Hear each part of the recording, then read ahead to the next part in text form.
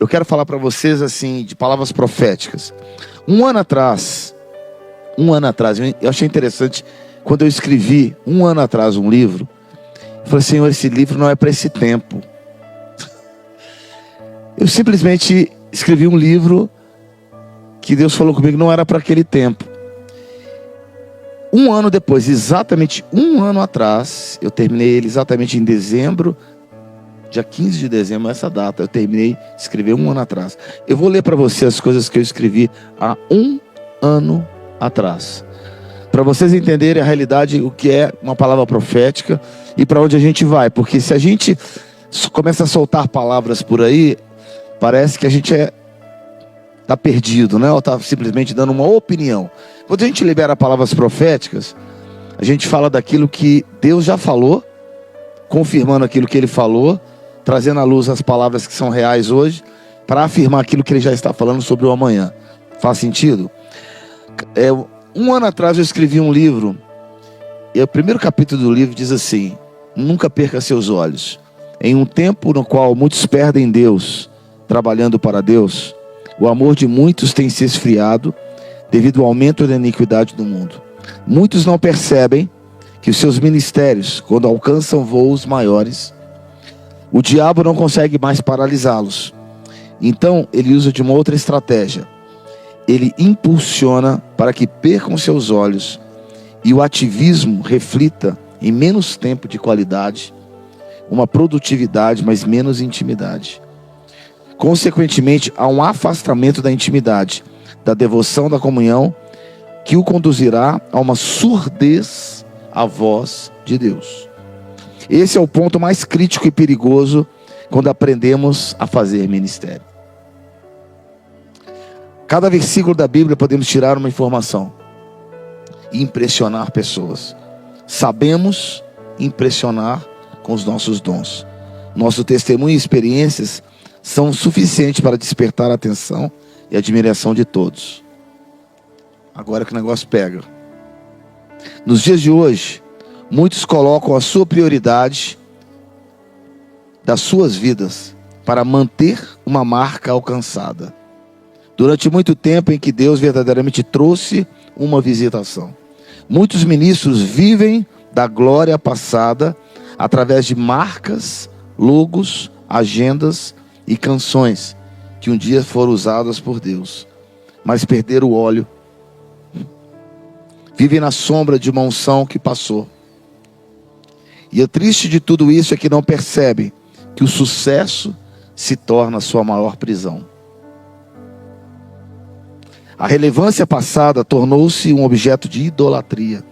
A fama foi convertida na sua estabilidade. E perderam o primeiro amor, perderam a paixão e perderam o óleo fresco. Não perderam as mãos, mas perderam os pés. Continuam cantando, continuam trabalhando, pregando e viajando.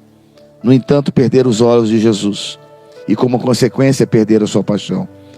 A prioridade agora é a performance. A prioridade é o resultado, as emoções, o engajamento, a estabilidade financeira, a expansão do seu ministério. Contudo, o coração de Deus, o óleo, a unção, é deixado de lado como secundário. Gostaria de lembrar uma passagem bíblica que aconteceu com Sansão, logo depois de contar o seu enigma, o seu segredo, de exemplificar o que tem ocorrido hoje atualmente. Conta-nos, por favor, o segredo da igreja. Tá? Como é que você consegue ser subjugado? As consequências foram desastrosas. Os filisteus prenderam Sansão, furaram seus 2 olhos e eles começaram a rodar em círculos. Hoje, agora que vem mais pesado. Hoje estamos vivendo uma geração a qual muitos líderes estão brincando com a unção que um dia Deus derramou na sua vida. Estão contando o seu segredo através de perderem o zelo em suas associações e uma paixão por manter o fogo queimando em seus corações, de serem guardiões da glória. O zelo foi trocado para manter o seu nome do seu ministério, um dia construído. Por causa dessa falta de zelo, famílias são destruídas, mas a imagem não pode ser tocada. Quebram-se princípios para que o nome da fama, pessoas não fiquem ofendidas. Compromete-se os valores para que não soframos as perseguições. 2 Timóteo capítulo 3, versículo 1 a 5 diz: saiba disso que nos últimos dias sobreverão tempos difíceis. O homem será egoístas, avarentos, presunçosos, arrogantes, blasfemos, desobedientes aos pais, ingratos, ímpios, sem amor pela família, irreconciliáveis, caluniadores, sem domínio próprio, cruéis, inimigos do bem, traidores, precipitados, soberbos, mais amantes dos prazeres do que amigos de Deus, tendo aparência de piedade, mas nega-se o poder de Deus. Acho que nunca antes, quando eu escrevi isso, eu não tinha noção, e por aí vai, tá? Se eu continuar lendo aqui, isso é o primeiro capítulo do livro. Primeira coisa que eu percebi que não era para esse tempo, era para hoje. Hoje nós estamos vivendo, não é uma igreja, a gente não fala de uma. Na verdade é um problema crônico de todas as denominações do Brasil hoje. O problema principal do Brasil hoje são os líderes. Nós, liderança. Porque nós não aprendemos a mover como Deus move. Nós aprendemos a mover a terra, mas não sabemos mover os céus. Sabemos mover o mundo, implantar estádios, fazer, nós sabemos fazer isso, mas nós não sabemos mover os céus. Como nós não sabemos mover os céus, a gente fica patinando. E só que hoje nós estamos chegando num ponto, eu não digo disso uma denominação, eu volto a dizer, não é geral, porque isso não é uma ou duas. Porque as coisas que têm acontecido no país, em geral, não pertencem a uma denominação, porque está implícito em todas. Todas estão vivendo o mesmo drama. Qual é o drama? Estamos muito influenciados pelo espírito babilônico. Estamos querendo crescer, mas não com o mover de Deus. Queremos muitas coisas, mas nós não queremos sujeitar ao que Deus tem. Isso é muito perigoso, porque a partir de agora o Brasil está em risco. A nossa nação está em jogo. Eu estava falando sobre o que aconteceu lá nos Estados Unidos, né? Eles não reuniram artistas na Casa Branca. Eles não fizeram um show gospel em frente à Casa Branca para promover algo naquele lugar. Eles chamaram pessoas desconhecidas. Eles chamaram uma geração sem face. Eles chamaram pessoas que nunca tinham entrado em lugar nenhum, mas para proclamar uma verdade. Agora, o que eu estou dizendo hoje é tão real, porque nós não temos uma voz de comando na nação. Esse é o maior problema, a falta da voz profética. Uns anos atrás nós tínhamos alguns comandos na nação, né? Homens e mulheres de Deus eram mais de comando. Hoje o Brasil é carente de voz, de comando de generais. Há uma carência de uma voz de comando de generais, porque a gente está colocando meninos para liderar guerras. E nós achamos que movendo a terra Deus se impressiona. A gente apresenta para Deus muitas ofertas, mas ao contrário do que nós imaginamos, o primeiro assassinato aconteceu entre irmãos. Por causa de quê? Ministério. Quando falo irmãos, é irmão geral, quanto igreja com igreja, pessoa com pessoa. Mas isso não é característica de uma denominação. Não, esquece isso. A Bíblia fala assim: cada um que se queixe dos seus próprios pecados. Tem a ver com cada um de nós. Essa semente está dentro de cada denominação. Essa semente de crescimento desesperado, essa semente de desorganização, essa semente de mover a terra e não mover os céus, ela está dentro de cada um de nós. Não é característica de uma denominação ou de um povo. É algo que que Satanás vai seduzindo e prendendo as pessoas. E nós estamos numa carência de voz profética. Porque nós achamos que profeta é só para contar a história do outro e revelar o futuro do outro. E nós esquecemos que na palavra de Deus o profeta não é para isso. O profeta principal que fala em Efésios 2 é para fundamentar uma obra. É para fundamentar, é para trazer fundamento para a igreja. Nós trabalhamos muito no Brasil o apostólico, mas esquecemos de trabalhar o profético. E quando nós não trabalhamos o profético, nós temos uma grande tendência da gente crescer sem fundamento. Da gente voar, mas um voo de galinha. Porque todo está ruindo. Você vê denominações ruindo pelo Brasil afora. Líderes morrendo, outros escândalos acontecendo. Mas por quê? Pelo fundamento. O problema nós não precisamos entrar nos méritos das questões, porque não é o nosso caso aqui. Nós queremos falar dos fundamentos. Para onde a igreja brasileira está errando e quais são os fundamentos que precisam ser consertados. Esse é o nosso objetivo aqui. Não é apontar dedo, porque quem somos de nós, até porque eu digo que o pecado está dentro de nós. O pecado já está dentro de nós. Então, hoje, o nosso objetivo é reconhecer uma coisa muito simples. Não existe voz profética no Brasil. Não existe uma voz de comando de generais. Existe muito movimento, mas pouco mover de Deus. É isso que que mais me impressiona, porque se nós tivéssemos tempo, tudo bem, mas nós não temos tempo. A nação está se desfacelando. Eu me lembro de um texto que a gente leu há muitos anos atrás, em Jonas capítulo 1, quando Jonas, ele desce o quê?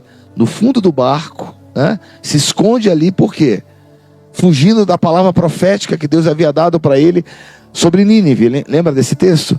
E ele desce e dorme. Enquanto o barco está se despedaçando, ele está dormindo.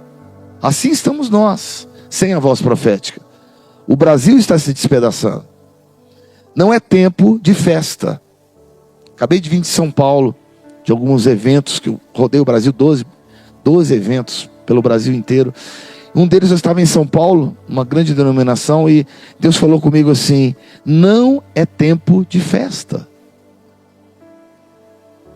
Nós somos, como Jesus disse, uma geração de meninos. Estando na praça, não proclama, quer dizer, totalmente desalinhado com aquilo que Deus quer fazer. Hoje, queridos, não é tempo de festa. Como festejar uma nação onde? Preste atenção. Está sendo gravado? Não tem problema, eu vou embora amanhã, não tem problema. Como festejar uma nação que estão prendendo generais? Como festejar uma nação que troca mentira por verdade? Verdade pela mentira? Como festejar uma ditadura que nós já estamos vivendo no país? Como festejar tudo isso? Como festejar o colapso moral da igreja? Como festejar líderes chocando tantos pelo país afora? Como festejar um ano como esse? Ao invés da gente festejar, a gente devia estar colocando pano de saco cinza e saco de cinza, né? Era tempo disso. E o texto que Deus coloca no meu coração é aquele texto de Mardoqueu, quando Esther ouve que Mardoqueu está na porta do palácio. Por que ele está na porta do palácio? Porque existia uma ordem para matar os judeus. Vocês não entenderam, a gente não entendeu como líderes. Tem uma ordem para acabar com a igreja no Brasil. Existe uma ordem de Satanás para destruir a igreja brasileira. Existe uma ordem, e se não destruir, aquelas que eles não conseguiram destruir, para ser movida pela Babilônia, pelo espírito babilônico. Então esse mesmo texto é o mesmo texto que está ali com Mardoqueu do lado de fora do palácio.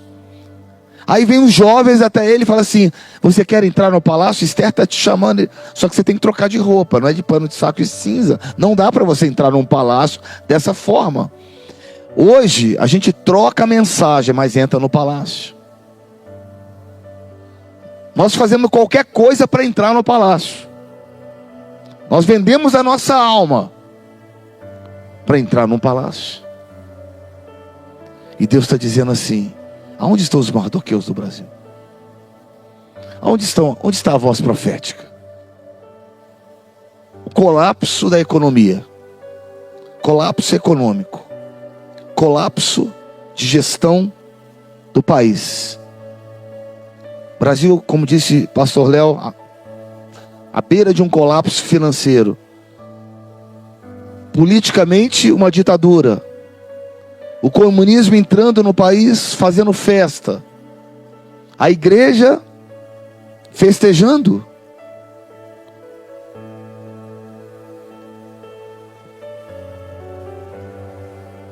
Feche seus olhos por um momento, queridos.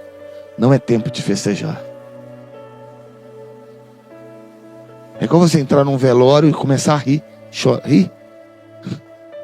Não é próprio. Nós não estamos num tempo próprio. Não é próprio da igreja soltar rojão.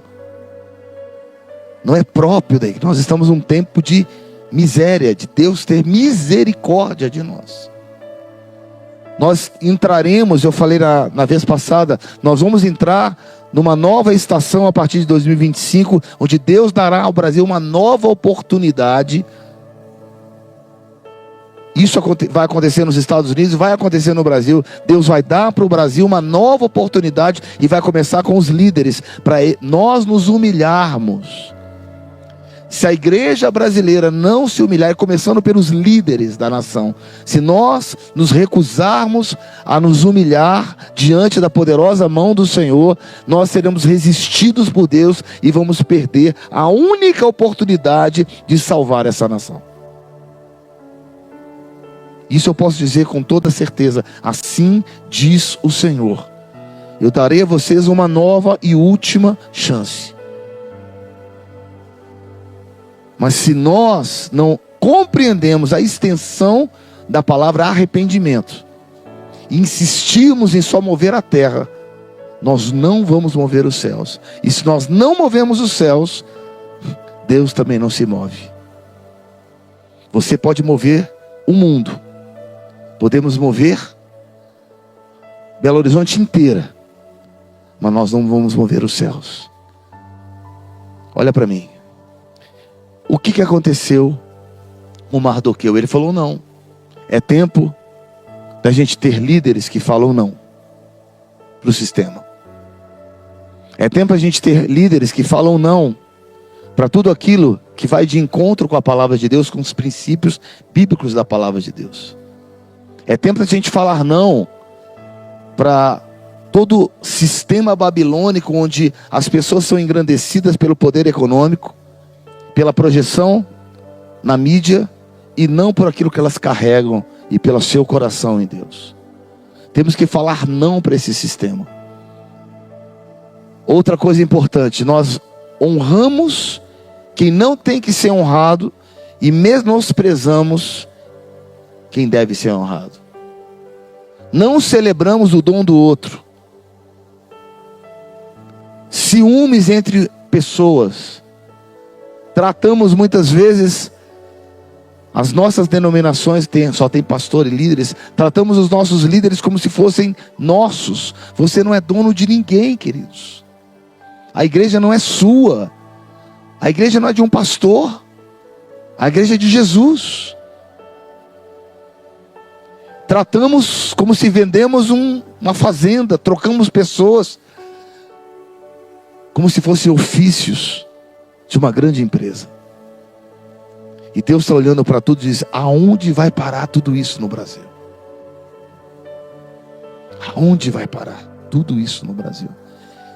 Só que dessa vez nós temos muito pouco tempo. Muito pouco tempo. Muito pouco tempo. Porque, em primeiro lugar, já existe um trono no Brasil. Temos que destronar. Para destronar Jezabel do Brasil, precisaríamos de uma verdadeira adoração. O pastor Léo foi muito claro em relação a isso. Para você ter uma ideia, na conferência agora em janeiro, Deus falou comigo, não traz muita gente do Brasil, traz gente de fora, porque no Brasil está contaminado. Estou fazendo um esforço sobre-humano com dólar a 6. A gente fez compromissos altíssimos, mas Deus falou, olha, eu sou fiel, vou até o final. Porque Deus falou comigo, a adoração no Brasil está contaminada.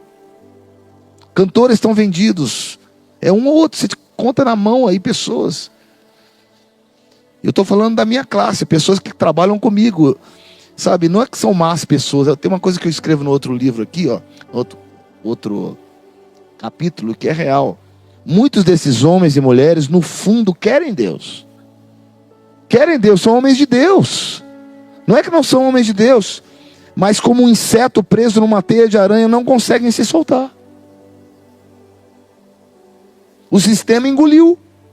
Enquanto isso, o vinho novo é esperado, mas não há avivamento dos odres. Se não há avivamento, a nação está sangrando, pois os inimigos da fé estão ocupando espaços inertes a uma posição. Com isso, a igreja caminha para um lado incerto. Eis que uma voz se levanta no seio dos remanescentes. Tudo que nós estamos falando aqui só tem um objetivo: nos levar para um outro lugar em Deus. Um grande homem de Deus, não precisa ser muito inteligente, ele disse, se você usa as mesmas táticas, os mesmos objetivos, esperando resultados diferentes, você tem algum problema na sua cabeça. Nós estamos na igreja usando as mesmas táticas, usando as mesmas coisas, fazendo as mesmas coisas, esperando que Deus tenha misericórdia. Deus não vai ter misericórdia de nós, queridos.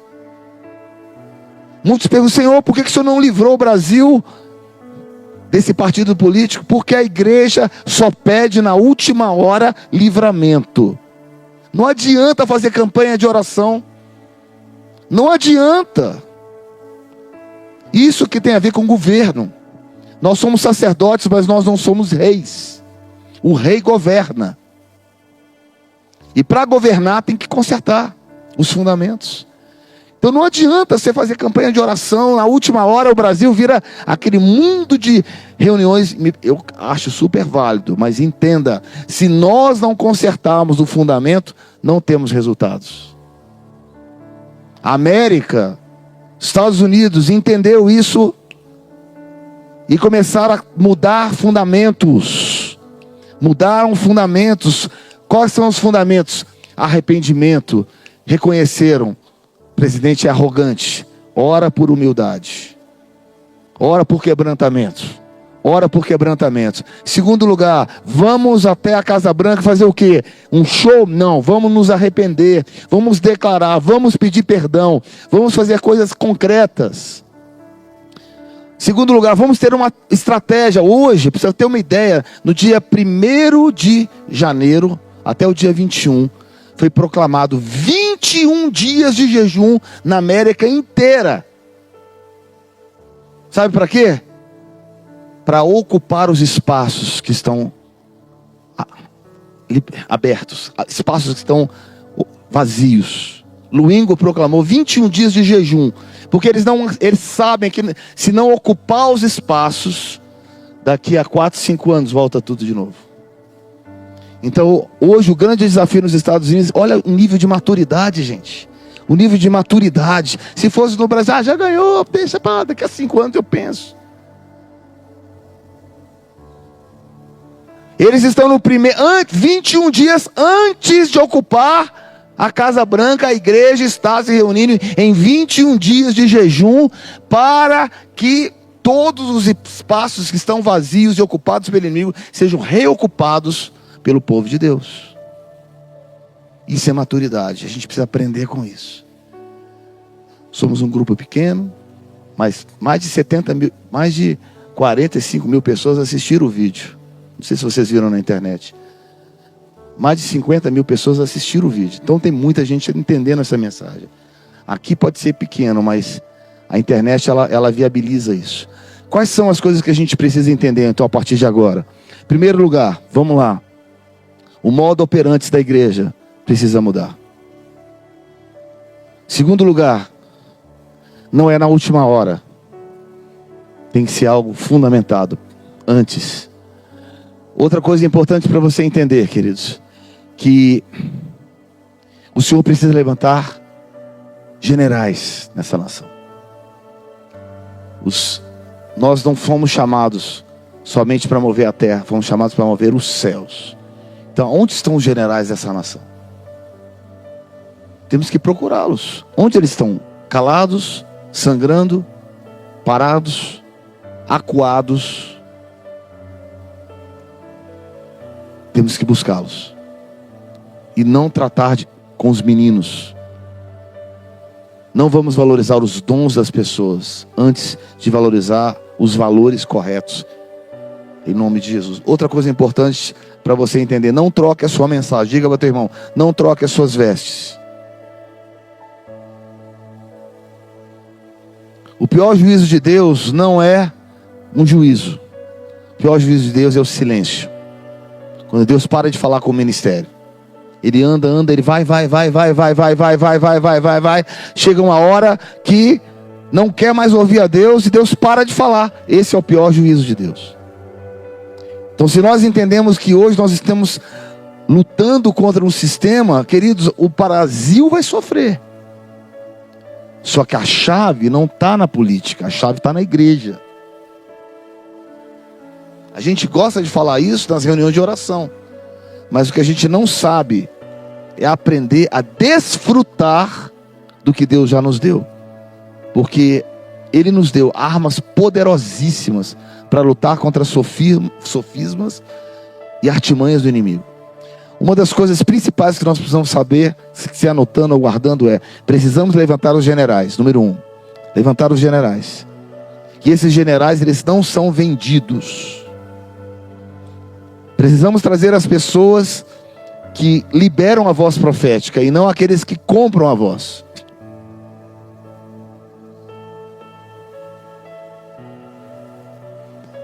Precisamos trazer e ter uma limpeza na adoração. Esse é um dos motivos que eu trouxe gente de fora do Brasil que eu confio. Porque no Brasil está difícil confiar. A gente precisa de uma transferência espiritual. Para entender, puxa, isso é assim, ó. Ok. Outra coisa importante para você entender. Nós precisamos aprender. Abra comigo, por favor, em 2 Timóteo. Peraí, deixa eu achar aqui.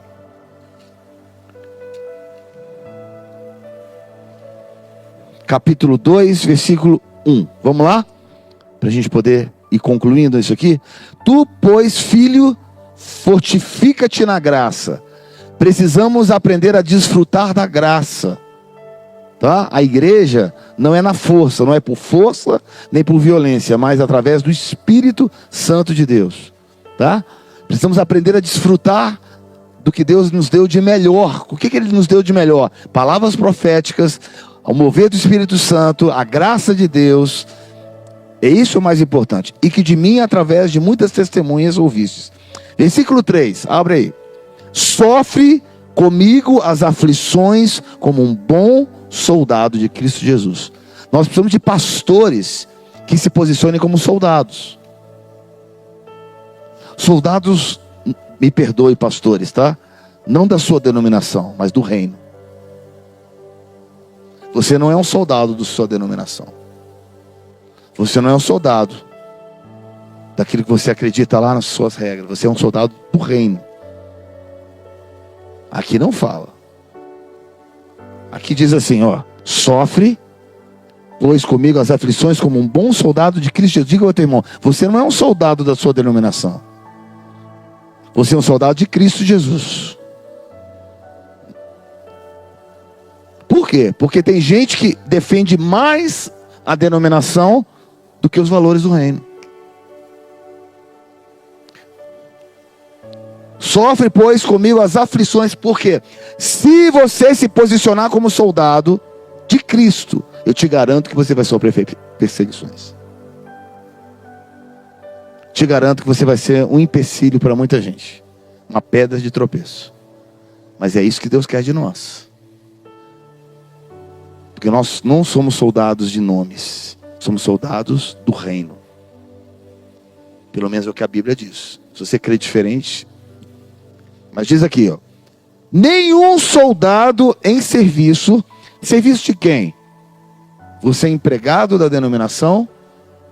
Ou você é sujeito ao reino?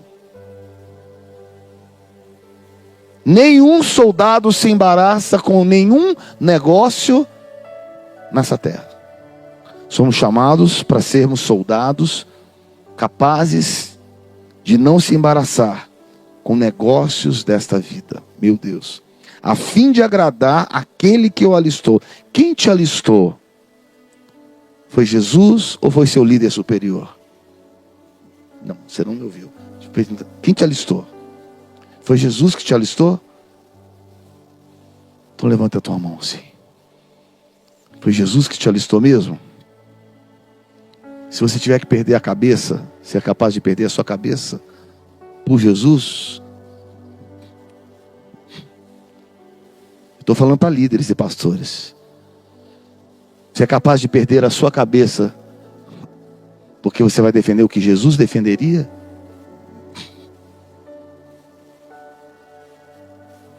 Ou você é aquela pessoa que não se envolve? Neutro. Quem te alistou foi Jesus. Se você é empregado de uma igreja, pastor de uma denominação, quem te alistou não foi Jesus, foi seu chefe. E Deus está chamando a noiva para entender que nós não somos donos de ninguém. E segunda coisa, a gente precisa entender que quem nos alistou foi Jesus. E se todos estão alinhados com o mesmo Jesus, não tem problema. Se todos nós estamos debaixo da mesma graça, você está entendendo? Se cada um de nós, como hierarquia, ou na nossa coordenação, que isso é que é a coisa saudável, você obedece a um, claro, obedece ao, mas que em primeiro lugar, Jesus está falando. E Jesus fala sempre a mesma coisa. Ele não fala absolutamente nada contra a sua própria palavra. Então é muito claro, Deus, quem nos alistou foi a própria palavra. Ele é a palavra. A palavra tem resposta para todas as coisas e perguntas que você tem. Todas. Segundo lugar, igualmente o atleta não é coroado se não lutar legitimamente. Diga para o teu irmão, se você não estar lutando legitimamente, você não vai ser coroado pelo seu trabalho. Tem pessoas que perdem Deus trabalhando para Deus. O lavrador que trabalha deve ser o primeiro a participar do... Considera o que digo, pois o Senhor te dará entendimento. Bem, vamos fechar aqui nesse momento. Preste atenção. O que Deus quer de nós? Em primeiro lugar, Deus quer que você tenha convicção que foi Ele que te chamou. Em segundo lugar, nós estamos num ponto crucial, novamente na nação brasileira. Tá? Qual é esse ponto? Uma encruzilhada, assim como foi com Jacó, né?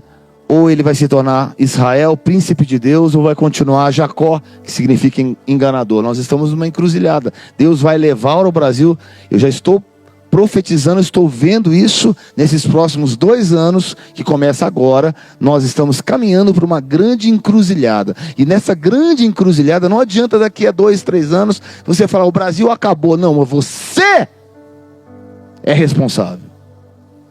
Porque cada um de nós nos posicionando como atletas e como soldados, nós vamos fazer diferença. Cada um de nós trazendo a real consciência, porque aqui tem pastores, então tem muitas pessoas sobre você. Cada um de nós trazendo a consciência do reino como ele deve ser, vai influenciar milhares e milhares de pessoas, fora as milhares de pessoas que assistem pela internet. Eu quero dizer que o Brasil hoje está vivendo e viverá nos próximos anos esse tempo de crise. E que não espere nada diferente do que você já está vendo, se você não vê um sinal de mudança na igreja. Não espere o acaso, um político levantar, não vai acontecer nada disso. Se antes não houver um grande quebrantamento na igreja. A palavra que eu tenho hoje é quebrantamento. Lembra que eu falei na última reunião que o avivamento que nós estamos por experimentar será um avivamento como no país de Gales? Lembra que eu falei, Deus vai nos dar uma janela de oportunidade. E o Brasil vai ser protagonista do maior evangelismo, maior colheita do mundo. Isso está diante de nós. Mas antes da promessa, tem um arrependimento e o processo. Temos as promessas. Quais são as promessas? Vai começar um grande avivamento em 2025. Por isso que eu estou indo para lá amanhã. Vai começar um grande avivamento no mundo. Começando lá nos Estados Unidos, vai começar um grande avivamento no mundo. As portas estão se abrindo, como aconteceu há 25 anos atrás. Uma janela vai acontecer, um mover do Espírito Santo vai acontecer, como aconteceu em Toronto, aconteceu em Pensacola, aconteceu na Argentina, depois aconteceu no Brasil. Vai acontecer o maior colheita do mundo, o maior evangelismo. Foi a janela. Lembra que eu falei da janela de tempo? Deus parou o tempo, como ele parou com Josué, disse: deixa o sol parado aí, porque eu preciso de tempo. Assim será com a igreja. Ele está dizendo: eu vou parar o tempo, vou parar o sol, vou parar tudo para dar o quê? Uma grande colheita, o maior evangelismo, o maior ato dos apóstolos vai acontecer a partir de agora. Essa é a promessa que o Brasil vai ter que se alinhar. Mas a promessa antes dela tem o quê? O arrependimento e o processo. E o arrependimento e o processo começa com a liderança e com os jovens. A liderança vai ter que tirar as capas. E Deus me deu uma palavra para eu poder terminar. Abra comigo, por favor. É uma palavra dura, mas é uma palavra real, tá, queridos? Abra comigo em Segundo livro de Reis. Segundo livro de Reis. Capítulo 5. Diz assim: Naamã, comandante do exército do rei da Síria, era honrado homem diante do seu senhor e muito respeitado. Em outra tradução diz com muita fama. Porém, ele era leproso. Esse homem valente estava leproso. Eu vejo a igreja brasileira e vejo líderes na nação com uma grande lepra. E essa lepra, não é que ele não é bom. Olha o que diz aqui, ele era um grande comandante. Não está dizendo que ele não tinha valor. Não está dizendo que ele não tinha fama. Está dizendo simplesmente que esse grande comandante, que havia realizado grandes coisas, com grande respeito, porém estava leproso. O que é a lepra? Tem algum médico aqui? Lepra é uma doença, vou responder não sendo médico, mas é uma doença na sua pele, que você perde, o primeiro sintoma é que a pessoa perde o sentido. Ela não sente mais o calor, ela não sente mais o frio, ela se torna insensível. Então, mesmo que nós sejamos homens e mulheres famosos, com grandes igrejas, com grandes liderados, executando uma obra maravilhosa, cuidado com a insensibilidade de não ouvir a Deus. Isso pode ser um sinal de uma grande lepra. E a palavra de Deus diz assim, olha, ele era valente. Saíram tropas da Síria, você está me acompanhando? E levaram presa uma menina que começou a servir a mulher de Naamã. Essa menina, tá? Essa menina é a chave dessa palavra profética para nós como Brasil. Essa menina, ela não tinha nome. Fala comigo, ela não tinha nome. Não ter nome em Israel significa roubar a sua identidade. Número 2, ela era presa, removida da sua terra natal, desprezada, abandonada, não reconhecida. Porém, ela teve compaixão. De quem? Do seu inimigo. Nós não somos conhecidos. Não é para nós sermos conhecidos pelo nome da nossa igreja. Nós não somos conhecidos pela placa da tua igreja. Nós deveríamos ser conhecidos pelo amor entre nós. Os discípulos, a imagem de Jesus, deveriam ser conhecidos pelo amor. E nós não estamos sendo conhecidos pelo amor. Estamos leprosos. Essa menina, com todas as razões do mundo de não ajudar a Naamã. Você pode ter todas as razões do mundo, humanas. Você pode ter tudo na sua mão. E Deus fala assim: eu quero que você perde a razão, porque eu perdi lá na cruz. Ela tinha todas as razões para ficar calada. Só o silêncio dela era suficiente para matar o seu inimigo. Em outras palavras, a lepra, ela só vai embora quando uma verdadeira adoradora tem compaixão nas suas entranhas. E ela teve compaixão. Ela olhou para ele. Ela poderia ter dito: mas olha a minha dor. Eu sou rejeitada. Roubaram o meu nome. Arrancaram-me da minha terra. Me colocaram como escrava. Eu tenho todas as razões e direitos para ver ele morto. E a única coisa que eu preciso fazer é não falar nada. Aliás, se eu contar que tem um profeta chamado Eliseu, e se ele não operar o milagre, quem vai morrer sou eu. Esse é o evangelho, queridos, que nós arriscamos pelo nosso inimigo, quanto mais pelo nosso irmão. Estamos leprosos na nação brasileira. Digo, Naamã era uma excelente pessoa. Homens de Deus estão leprosos. Mulheres de Deus estão leprosos. Não porque são más pessoas, não porque não querem Deus, mas algo entrou, arrancando a sensibilidade do calor do Espírito Santo mover a sua vida. E o frio da religiosidade abraçou essas pessoas, trazendo uma frieza espiritual. E quando você está frio espiritualmente e sem o calor do Espírito Santo, qual que é a sua tendência? Fazer para provar alguma coisa para alguém. Essa menina falou, contou a história. Naamã foi. Primeira coisa que ele teve que fazer, deixa eu só fazer um resumo. Ele teve que ir ao Jordão, ir até Eliseu, e ali ele teve que tirar a sua capa, mostrar a sua lepra. A igreja brasileira está escondendo o pecado. Líderes são incapazes de expor os seus pecados. Lembra que eu falei no avivamento de Gales? Que uma das características do avivamento de Gales é que eles confessavam publicamente os seus pecados. Eles tiraram a capa, expunha os seus pecados e Deus tinha misericórdia. Então hoje, por que a lepra? Porque nós, ao invés de expormos os pecados, nós escondemos, porque queremos defender o nome.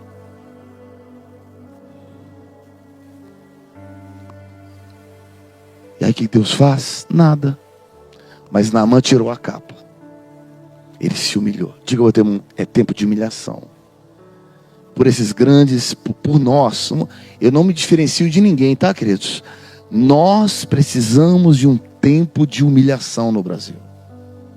Um tempo de quebrantamento. Nós temos que ter um tempo de humilhação. A Bíblia diz que ele desceu 7 vezes. A primeira vez, segunda vez, terceira vez. E diz, não tem rios mais limpos na Síria? Você tem todas as justificativas para você não se humilhar. Você anota um mundo de coisa, mas o que vai te livrar da lepra? O que vai livrar a igreja brasileira? Quando eu estou dizendo isso, que isso está geral, tá, queridos? O país inteiro. Eu tenho propriedade para falar que eu rodo o país inteiro. E não é peculiaridade de um povo, de uma igreja, não, é geral. Na 7ª vez que ele se humilhou, uma das traduções diz assim, Léo, que a sua pele se transformou como de uma menina.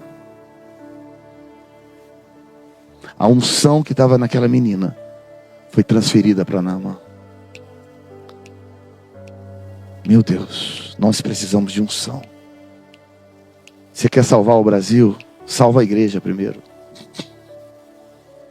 Levante as suas mãos. Você quer salvar o Brasil? Salva a igreja. É tempo da gente ter pele de como uma menina de novo. Sensibilidade. Corações quebrantados. Chorando. Chorar, tempo de chorar de novo na igreja. Ninguém chora na igreja mais. É só alegria. Tem tempo de alegria também, tá, gente? Mas hoje é tempo de chorar. Não é tempo de festa, não. Nosso povo está sendo destruído. A economia do país está sendo destruída. Moralmente o Brasil está um caos. O comunismo está entrando. Já estamos vivendo uma ditadura. Não se pode falar o que você quiser na internet. E a igreja moralmente sem voz. Um colapso. Eu queria te chamar para você vir aqui na frente chorar. Se humilhar diante do Senhor.